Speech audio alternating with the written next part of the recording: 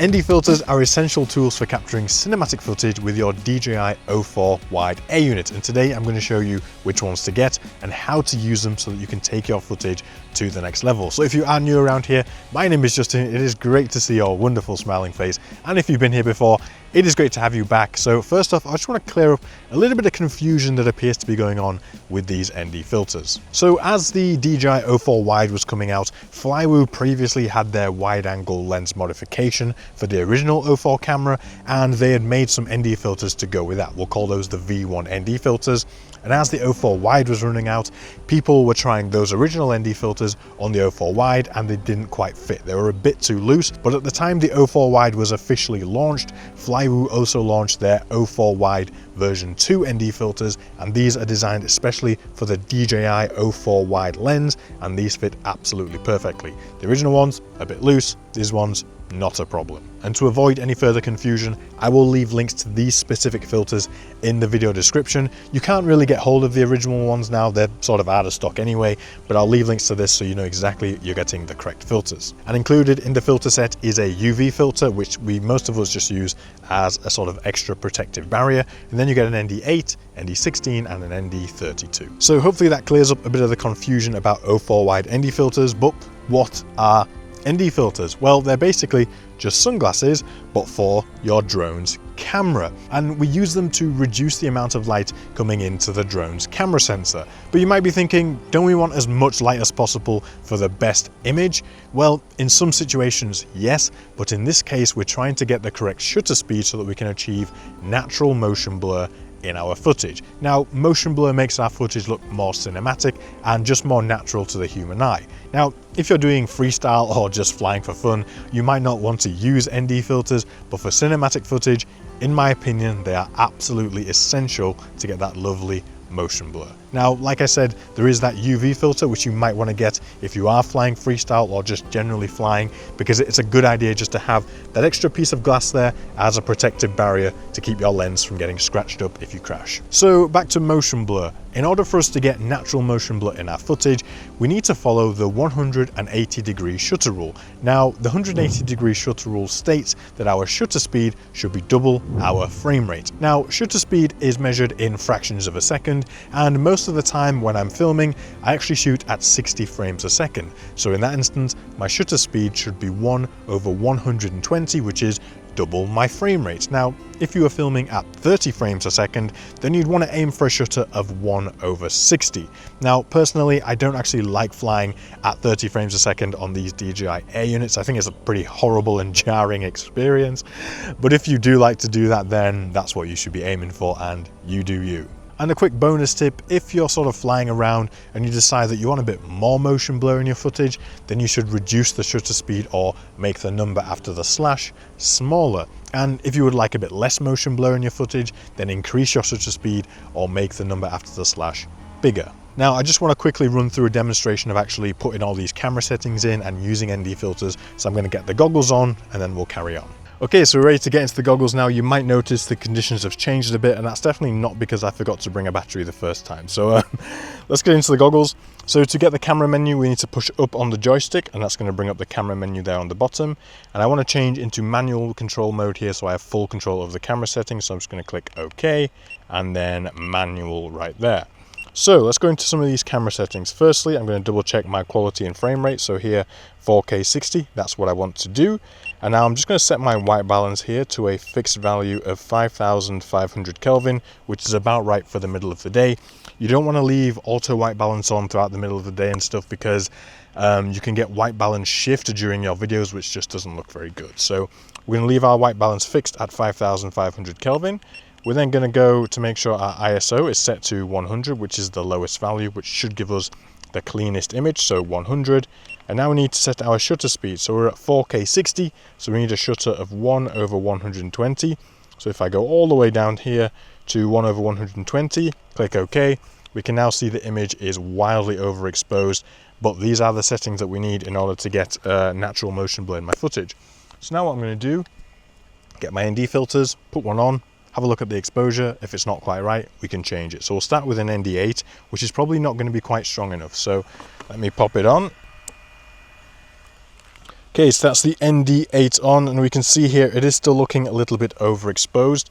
One other thing you can use is you can check this value. So this is the giving you a real-time exposure value readout. A positive number is overexposed, a negative number is slightly underexposed. Now we're showing 1.7, which is quite heavily overexposed. If I have a look around, look at that, the sky there where the sun is completely blown out.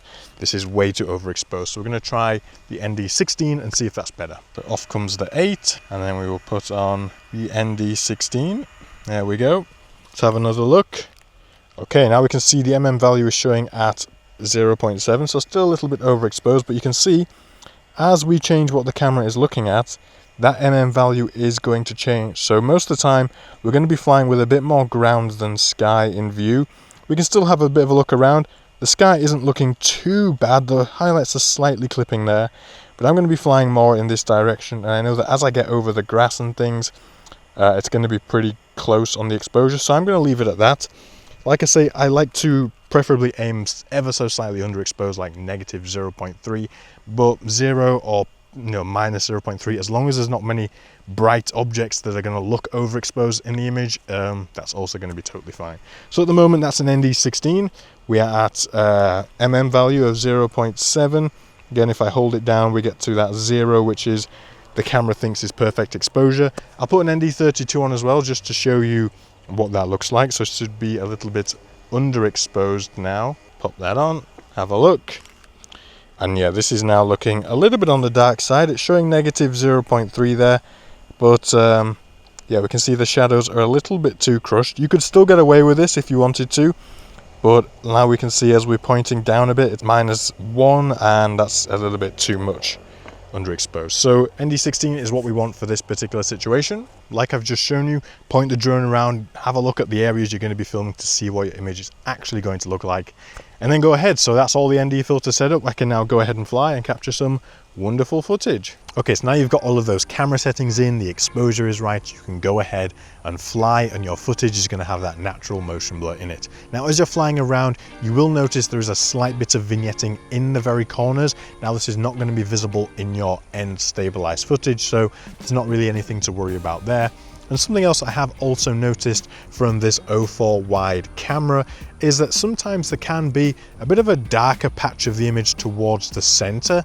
Now it sort of happens at specific angles towards the sun, and I actually first noticed this when I wasn't using ND filters, and I was sort of manually controlling my shutter speed just to get control over my image, and it just looks like this is a limitation of this lens in certain situations, and I don't find that it has too much of an effect on your end result image, and using ND filters doesn't make this any better or worse, but it might make it more noticeable as you're sort of controlling your exposure, and you might be bringing that exposure a little bit underexposed, whereas generally the camera tends to overexpose slightly, which makes that darker patch a little bit harder to see.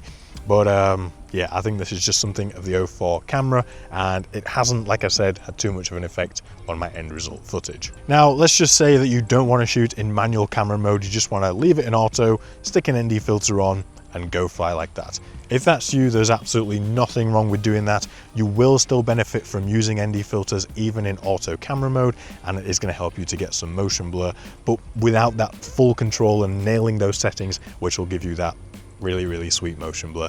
But either way, if you're doing that and you're shooting at 60 frames a second, then a couple of recommendations I can give you is to use an ND8 filter around sunrise and sunset. We're just pre-sunset now, an ND8 will be just about the right filter to use, and then throughout the middle of the day use an ND16. Now if you're shooting at 30 frames a second, then you want to double those values. So similar time, sunrise, sunset, you'll want that ND16 filter, and then throughout the middle of the day you'll want an ND32. And if it's nighttime or you're filming after the sun has set, then you don't want an ND filter there. It's already dark, so at that point we need to let as much light into the camera as we possibly can, and your camera settings are probably just naturally going to fall to the right values. Okay, so I want to just show you now the effects of actually using an ND filters side by side with on and off. So I'm going to fly the same line without an ND filter, then I'm going to put an ND filter on, get all those perfect values in, fly the same line, then I'm going to play them so that you can see the differences. But before we do, using ND filters is just one of the ways that you can help to level up your cinematic FPV. And if you really want to push and take things to all new levels, then you can enroll in my cinematic FPV course, where I teach you everything you need to know about becoming a confident FPV pilot who can fly in manual or acro mode, nail their camera settings, fly cinematically, do all of the editing and post-production and everything that comes together to create a beautiful cinematic piece of FPV footage. Loads of people are already completely transforming their FPV footage, and I know that you can do exactly the same by joining the Cinematic FPV course today. I will leave it linked in the video description so that you can go and check it out. And I also have a completely free weekly newsletter where I give you things like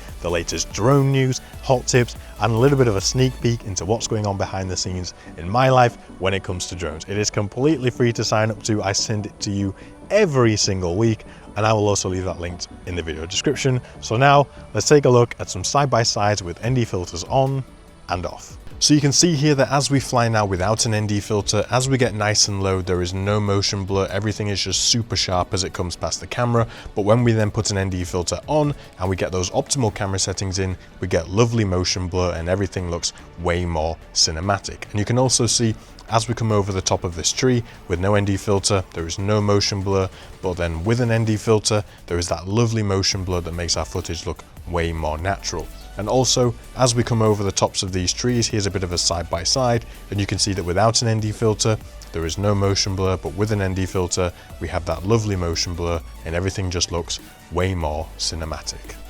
So as you can see, there is quite a distinct difference there, and it looks way more cinematic, high quality, high production when you're using an ND filter and getting all of that lovely motion blur. And I know that some people out there just flat out don't like motion blur. That's absolutely fine. If you're one of those people, don't bother with ND filters. But for those people like me who absolutely love it and think it's essential for nice FPV footage, then go ahead and use them in order to level up your footage. So that's going to be it for this video. Remember, I'll leave these linked in the description so you can go and pick them up. If you've enjoyed this video, do me a favor, hit the like button down below and subscribe for more content like this in the future. Go and check out one of these other videos, they might appeal to you. But apart from that, have an amazing rest of your day, get that cinematic FPV footage dialed in, and I'll see you in the next one. Bye bye.